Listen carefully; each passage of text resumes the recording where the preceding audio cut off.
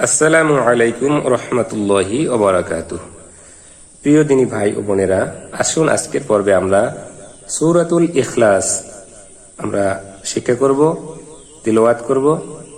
এই সূরাটি মক্কায় অবতীর্ণ হয়েছে। সূরাতে 4টি আয়াত রয়েছে এবং একটি রুকু রয়েছে। আউযু বিল্লাহি মিনাশ শাইতানির রাজীম। বিসমিল্লাহির রহমানির রহিম। কফের পেশ আমি এখন প্রশ্ন করব, আপনারা উচ্চারণ করবেন। কফের পেশ লামের জজম কুল। কুল কফের উচ্চারণটি জিহ্বার গোড়া তার বরাবর উপরে তালের সঙ্গে লাগিয়ে একটি আওয়াজ হবে, টাচ করে একটি আওয়াজ হবে কুল। এখানে যদি কফের মাখরাজ ঠিক না হয়, কফের স্থানে কাফ উচ্চারিত হয়ে যায়, তখনই অর্থের পরিবর্তন হবে এবং মারাত্মক অর্থগত পরিবর্তনের কারণে গুনাহের দিকে আমরা চলে যাব। অতএব আমরা আমাদের সবসময় খেয়াল রাখতে হবে হরফের উচ্চারণ মাখরাজের দিকে, যেন আমাদের এই কফের উফ এবং কাফ এবং কফ এই দুটির মাখরাজ যেন এক না হয়ে যায়। উল হার পেশ হু, হার পেশ হু, এটি যেহেতু গোল হাতায় উচ্চারণটি মোটা হবে, ভারী হবে। ওর জবর লামের তাসদীদ ওয়াল। ওয়াল এখানে আল্লাহ শব্দের ডানে জবর রয়েছে। আল্লাহ শব্দের ডানে যদি জবর বা পেশ থাকে তাহলে আল্লাহ শব্দকে পোড় করে অর্থাৎ মোটা করে পড়তে হবে, তাই উচ্চারণটি মোটা হবে। ওয়াল লামের খারা জবর ল। এখানে উচ্চারণটি কিন্তু লা হবে না, ল হবে, ল, তাহলে এটি পোড় হবে, মোটা হবে। হার পেশ হু, আলিফের জবর আ, হার জবর হা, দালের দুই পেশ দুন। আসুন আমরা ভাঙ্গা ভাঙ্গা উচ্চারণ করি। উল হু ওয়াল ল।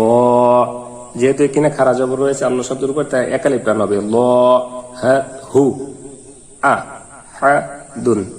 উল হু ওয়াল ল হু আ হা দুন। মিলিয়ে পড়ি আসুন। কুল হুয়াল্লাহু আহাদুন।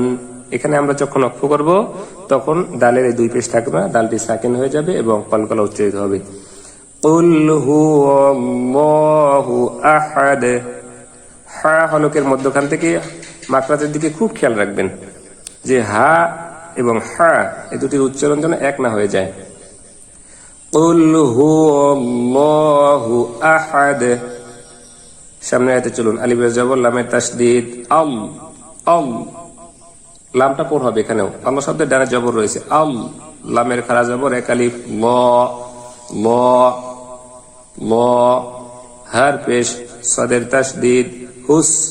হুস সাদের জবর স, মিমের জবর মা, দালের পেশ দু।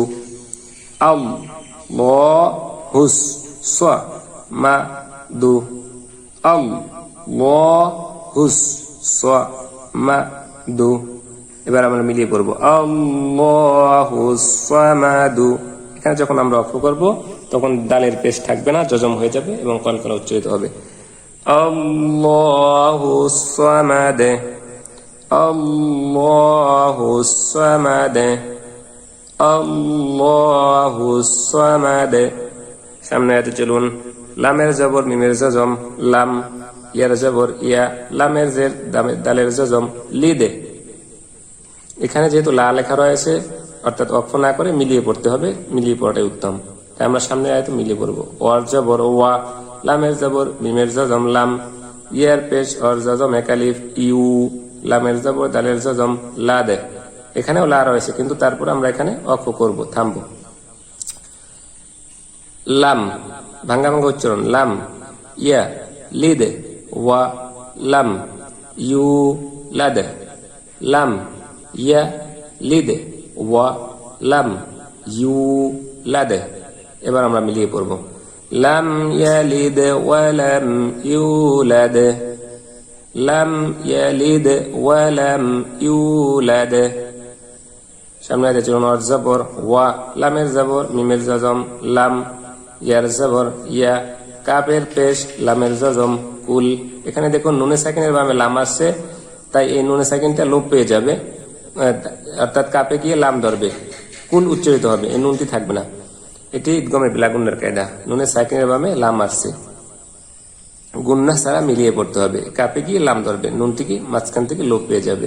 কুল, লামের জবর লা, হার উল্টা পেশ একালিফ হু, কাফের পেশ কু, ফায়ের পেশ ফু, ওয়ার দুই জবর ইজহারের কায়দা ওয়ান, স্পষ্ট উচ্চারণ হবে। তানবিনের বামে এই যে হামজা আসছে, আলিফের জবরজের পেশ দিলে আলিফের উচ্চারণ হামজা হয়, তাই এটি ইজহারের হব ধরতে হবে।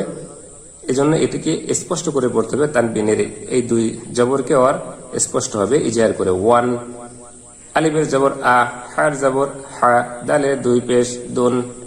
আসুন ভাঙ্গা ভাঙ্গা উচ্চারণ করে ওয়া, লাম, ইয়া, কুল, লা, হু, কু, ফু, ওয়ান, আ, হা, দুন। এভাবে ভাঙ্গা ভাঙ্গা 3 বার 5 বার উচ্চারণ করবেন, তাহলে আপনার জন্য সহজ হয়ে যাবে মিলাতে। আসুন মিলিয়ে পড়ি। ওয়ালাম ইয়াকুল লাহু কুফুয়ান আহাদুন। এখানে যখন আমরা ওয়াকফ করব তখন এই দালের দুই পেশ থাকবে না, দালটি সাকিন হয়ে যাবে এবং কলকলা উচ্চারিত হবে। ওয়ালাম ইয়াকুল লাহু কুফুয়ান আহাদ, ওয়ালাম ইয়াকুল লাহু কুফুয়ান আহাদ। আসুন আমরা শুরু থেকে আরো একবার মস্কি করি, তিলাওয়াত করি। বিসমিল্লাহির রহমানির রহিম। قل هو الله أحد الله الصمد لم يلد ولم يولد ولم يكن له كفوا أحد صدق الله العظيم.